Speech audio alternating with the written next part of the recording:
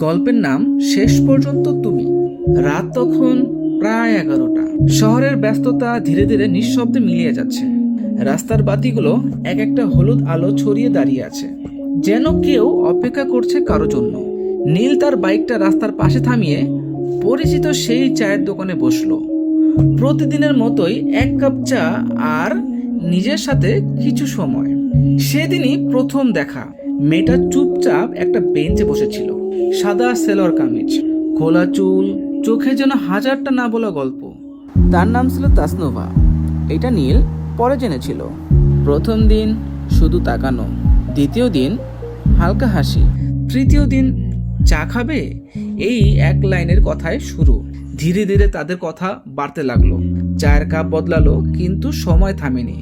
তাসনোভা খুব কম কথা বলতো, কিন্তু যখন বলতো মনে হতো প্রতিটা শব্দের ভিতরে পুরো একটা পৃথিবী লুকিয়ে আছে। নীল জিজ্ঞেস করেছিল একদিন, তুমি এত চুপচাপ কেন? তাসনোভা একটু হেসে বলেছিল, সবাই তো শোনে না, তাই বলি না। এই উত্তরটাই নীলের ভিতরে কিছু বদলে দিল। দিন যেতে লাগলো, চায়ের দোকানটা তাদের জায়গা হয়ে গেল। কেউ জানতো না, কিন্তু ওদের কাছে ওইটাই ছিল ছোট্ট একটা পৃথিবী। একদিন হঠাৎ তাসনোভা আসেনি। নীল অপেক্ষা করলো। 1 ঘন্টা, 2 ঘন্টা। চায়ের কাপও ঠান্ডা হয়ে গেল, কিন্তু অপেক্ষা না। তারপর পুরো 1 সপ্তাহ পরে নীল একটা পুরনো খামের চিঠি পেল। দোকানদার দিয়ে বলল, ওই মেয়েটা রেখে গেছে তোমার জন্য। নীল কাপা হাতে চিঠিটা খুলতে লাগলো। চিঠিতে লেখা ছিল, নীল, তুমি হয়তো ভাবছো আমি হঠাৎ কেন চলে গেলাম। আসলে আমি কখনো থাকার জন্য আসিনি।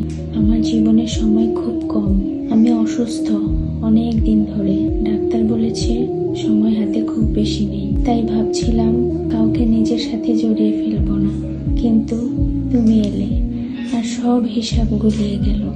তোমার সাথে কাটানো প্রতিটা সন্ধ্যা আমার জীবনের সবচেয়ে সুন্দর সময়। তুমি আমাকে জিজ্ঞেস করেছিলে আমি এত চুপচাপ কেন, কারণ আমি জানতাম আমার গল্পের শেষটা সুখের না।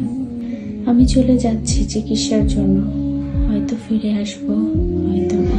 কিন্তু একটা কথা মনে রেখো, কেউ যদি সত্যি তোমাকে ভালোবাসে সে কখনো পুরোপুরি হারিয়ে যায় না। আমি থাকবো তোমার সেই 1 কাপ চায়ের মাঝে, রাতের সেই নিঃশব্দে, আর তোমার প্রতিটা অপেক্ষায়। তাসনোভা। চিঠিটা পড়ার পর নীল অনেকক্ষণ চুপ করে বসেছিল। তারপর থেকে প্রতিদিন রাত 11টায় সে ওই চায়ের দোকানে আসে, 1 কাপ চা নেয়, একটা খালি চেয়ারের দিকে তাকিয়ে থাকে আর হালকা হাসে। কেউ যদি জিজ্ঞেস করে কার জন্য অপেক্ষা করছো, নীল শুধু বলে, যে কখনো পুরোপুরি যায় না তার জন্য। বেশ কিছুদিন পার হচ্ছে ঠিক এইরকম ভাবে। নীল প্রতিদিনের মতোই রাত 11টায় সেই চায়ের দোকানে আসে, 1 কাপ চা নেয় আর খালি চেয়ারের দিকে তাকিয়ে থাকে। তাসনোভা চিঠিটা সে প্রতিদিনই পড়ে। প্রতিটা শব্দ মুখস্থ হয়ে গেছে, তবুও যেন নতুন লাগে। মাস কেটে গেল, তারপরও বছরও প্রায় শেষের দিকে। তবুও নীলের অভ্যাস যেন বদলায়নি, কারণ তার বিশ্বাস ছিল তাসনোভা ফিরে আসবেই। সেদিনও ঠিক একইভাবে বসেছিল নীল। হালকা বাতাস, নিঃশব্দ রাত। হঠাৎ পিছন থেকে একটা পরিচিত কণ্ঠ, চা খাবে? নীল প্রথমে বিশ্বাস করতে পারল না। ধীরে ধীরে ঘুরে দাঁড়ালো।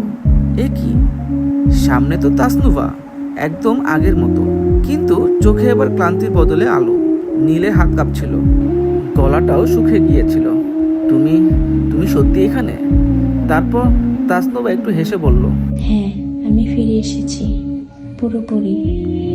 তাসনোভা ধীরে ধীরে বসে পড়ল নীলের সামনে।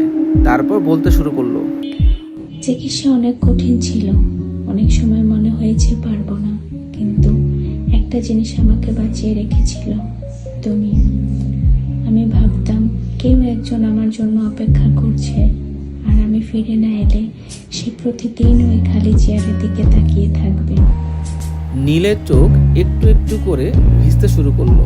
সে আস্তে করে বলল, আমি জানতাম তুমি আসবে। তাসনোভা হাত বাড়িয়ে নীলের হাত ধরলো আর বলল, এবার আর কোথাও যাচ্ছি না। এরপর তাদের জীবন নতুন করে শুরু হলো। চায়ের দোকানটা আর শুধু একটা জায়গা না, ওটা হয়ে গেল তাদের গল্পের শুরু আর নতুন জীবনের সাক্ষী। কয়েক বছর পরে একই জায়গায়, একই সময়, কিন্তু এবার দুজন না, তাদের সাথে একটা ছোট্ট মেয়ে। মেয়েটা দৌড়ে গিয়ে বলল, মা, বাবা, আমি চা না, আমি আইসক্রিম খাবো। নীল আর তাসনুবা একে অপরের দিকে তাকিয়ে হাসলো।